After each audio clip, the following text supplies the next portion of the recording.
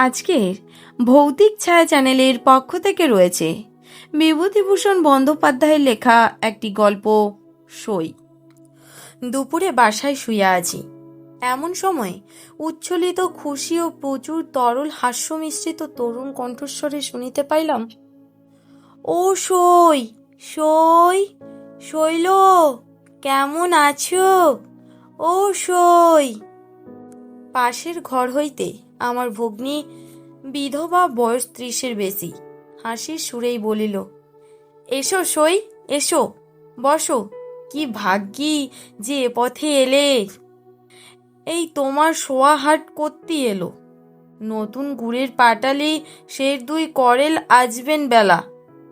ছোট ছেলেটার আবার জ্বর আর সর্দি, তাই তোমার ছোঁয়াকে হাটে পাঠালাম। আমি বলি, সইয়ের সঙ্গে কতদিন দেখা হয়নি, ছেলেকে নিয়ে আর হাটের ভিড়ের মধ্যে কোণে যাব, সইয়ের বাড়ি একটু বসি। কথার ভঙ্গিতে মনে হইল দুলে কি বাগদিদের মেয়ে। আমার বোনের সহিত সই পাতানো তাহার পক্ষে আশ্চর্য নয়, কারণ তাহারও শ্বশুরবাড়ি নিকটবর্তী এক পল্লী গ্রামে। ছেলে মেয়ের লেখাপড়ার সুবিধার জন্য শহরের বাসায় থাকে। দুপুরের ঘুম নষ্ট হইল। বোনের নবাগতা সঙ্গীটি লেখাপড়া ভালো করিয়া শিখিলে অ্যানি বেশান্ত হইতে পারিত। মুখের তাহার বিরাম নাই, অনবরত বকিয়া যাইতেছে এবং কথার ফাঁকে ফাঁকে মাঝে মাঝে ছেদস্বরূপ বলিতেছে, সই, একটা পান দেবা? দোক্তা খাও না? তা দে, একটা এমনি পানও দে। ও হাবলা, এই তোর সেই সই মা, চিনতে পেরিলি? হ্যাঁ রে বোকা ছোড়া, গড় করলিনি সই মাকে? নে, পায়ের ধুলো আর নিতে হবে না, এমনিই গড় কর। পান খাইয়া সে আবার শুরু করিল, ঘরের কত ভাড়া দেও? হ্যাঁ সই, 13 টাকা। ও মা, কোনে যাব? তা কি দরকার তোমার শহরে এত টাকা খরচ করে থাকবার? হ্যাঁ সই, দিব্যি তোমার ঘরটা বাড়িটা রয়েছে গ্রামে। আম কাঁঠাল গাছগুলো দেখা হবানে নষ্ট হয়ে যাবে। নেও সই, মেয়ে যেন তোমায় চাকুরি করে নিয়ে খাওয়াবে, লেখাপড়া শিখে বলিয়া সে হাসিয়া লুটাইয়া পড়ে আর কি।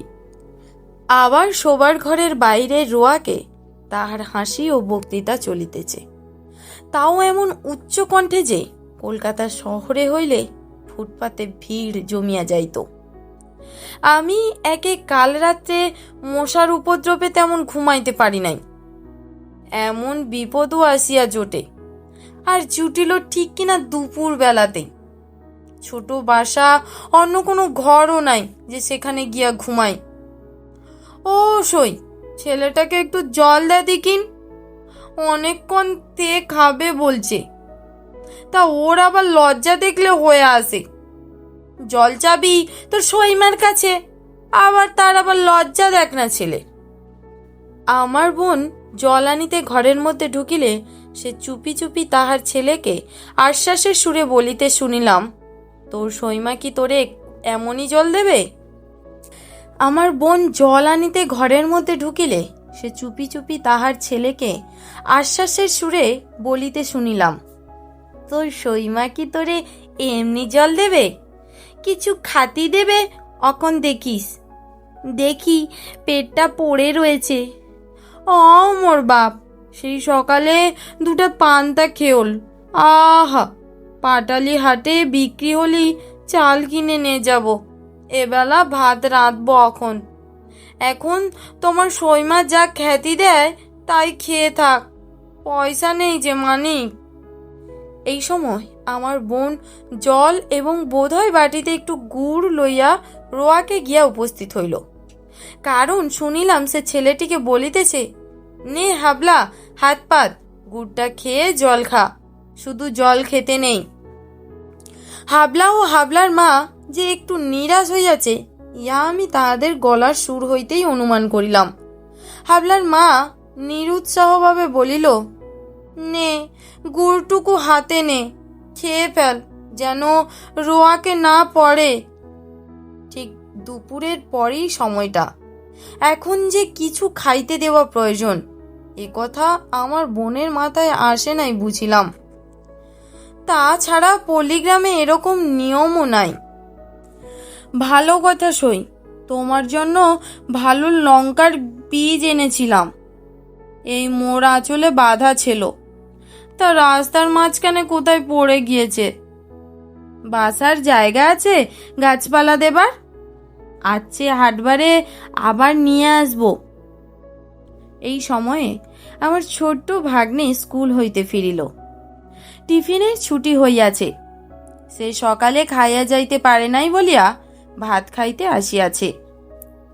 ও টুলু, চিনতে পারো তোমার সইমারে? হি হি হি। ও মা, ছেলে এরই মধ্যে কত বড় হয়ে গিয়েছে। গায়ে এটা কি জামা? বেশ ভালো তো জামাটা। আমার ভাগিনেও এই বয়সেই একটু চালবাজ। গ্রাম হইতে আগত এই সইমাকে দেখিয়া সে যে খুব খুশি হইয়া উঠিয়াছে, এমন কোনো লক্ষণ তাহার ব্যবহারে প্রকাশ পাইল না। তাহার সইমা বলিল, জামাটা বেশ টুলুর গায়ে মানিয়েছে। টুলুর আর কোনো ঘেরা কাটা জামাটামা নেই? হ্যাঁ রে সই, ছেলেটা এই শীতই আদুর গায়ে থাকে। তোমার এবার অসুখে পড়ে গাছ কাটতে পারেনি। মোটে 10টা গাছের যা রস হয়, তাই জাল দিয়ে সের 2.5 পাটালি হয়। হাটরা হাটে পাটালির দর নেই, তার ওপর 6 পয়সা 8 পয়সা সের। ওই থেকে চাল ডাল, ওই থেকে সব। গাছের আবার খাজনা আছে। ছেলেটাকে একখানা দোলাই কিনে দেব ভাবছি আজ 3 হাটে। কোথা থেকে দেই বল দেখিন সই? কি রে, কি? ছেলের আবার আবদার দেখো না। আমার বোন বলিল, কি বলছে হাবুল? ওর কথা বাদ দে ছই। রাস্তা দিয়ে ওই যে মিনচে চিনির কি বলে ওগুলো? হাবুল বলিল, গোলাপ ছড়ি। তা যে ছড়ি হোক, ওই ওকে কিনে দিতে হবে। না, ও খায় না। কি ছড়ি? গোলাপ ছড়ি।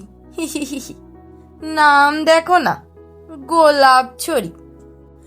আমার ভাগ্নের দৃষ্টিও বোধ হয় ইতিমধ্যে গোলাপ ছড়ির দিকে পড়িয়াছিল। সে ছুটিয়া গিয়া ফেরিওয়ালাকে ডাকিয়া আনিল। ও আমার শটান আসিয়া বলিল, গোলাপ ছড়ি কিনবো মামা, পয়সা দাও। বোধ হইল হাবুলও কিছু ভাগ পাইয়াছে, কারণ একটু পরেই হাবুলের মায়ের খুশি ভরা গলার সুর শুনিতে পাইলাম। নেও, হলো তো? কেমন? বেশ মিষ্টি, খাও। পাটালির চেয়ে কি বেশি মিষ্টি? দেখি দে তো, একটু গালে দিয়ে। কি জানি, এসব কখনো দেখিও নি চককে। একটু পরে টুলুকে ভাত দিতে তাহার মা রান্নাঘরে চলিয়া গেল। সেই সময় শুনিলাম হাবুল নাকে সুরে বলিতেছে, না মা, আর তোমারে দেব না, আমি তবে কি খাবো? হাবুলের মা তাহার সইকে আর পাইল না, কারণ ছেলেকে খাওয়াইয়া স্কুলে পাঠাইয়া দিয়া নিজের ঘরের মধ্যে বিছানায় শুইয়া পড়িয়াছে। অনুপস্থিত সইয়ের উদ্দেশ্যে হাবুলের মা আপন মনে অনেক গল্প করিয়া গেল। খানিক পরে শুনিলাম বলিতেছে, ও সই, কনে গেলে? ঘুমালে নাকি? মোরে আর একটা পান দেবা না? কেহ তাহার কথার উত্তর দিল না। বেলা 3টা বাজিয়াছে। আমি বেড়াইতে বাহির হইয়া দেখি অতি মলিন শাড়ি পরনে এক 22-23 বছরের কালো কলম মেয়ে একটা চুপড়ি পাশে রাখিয়া ঠিক ওইটার কাছে বসিয়া আছে। তার ছেলেটিও কাছে বসিয়া তখনও গোলাপচড়ি চুঁচিতেছে। আমাকে দেখিয়ে মেয়েটি থতমত খাইয়া মাথার ঘোমটা তুলিয়া দিল। দুপুরের বিশ্রামে ব্যাঘাত হওয়ায় মনটা বিরক্ত ছিল। একটু রুক্ষ সুরেই বলিলাম, একটু সরে বসো পথ থেকে। চুপড়িটা রাস্তার ওপরে কেন? মেয়েটি ভয়ে ও সংকোচে জড়সড় অবস্থায় চুপড়ি সরাইয়া এক পাশে রাখিয়া নিজে যেন একেবারে মাটির সহিত মিশিয়া গেল। সন্ধ্যার কিছু আগে উকিলদের ক্লাবে টেনিস খেলিয়া বাসায় ফিরিতেছি, দেখি বাসার পাশে বড় রাস্তার ধারে তুততলার শুকনো পাতার উপরে আমার বোনের সই তাহার ছেলেটিকে লইয়া বসিয়া আছে।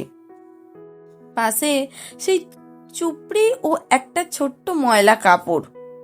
সন্ধ্যা হইবার দেরি নাই। তুত গাছের মগডালেও আর রোদ দেখা যায় না। হাবুলের বাপ এখনো পাটালি বিক্রি করিয়া হাট হইতে ফিরে নাই।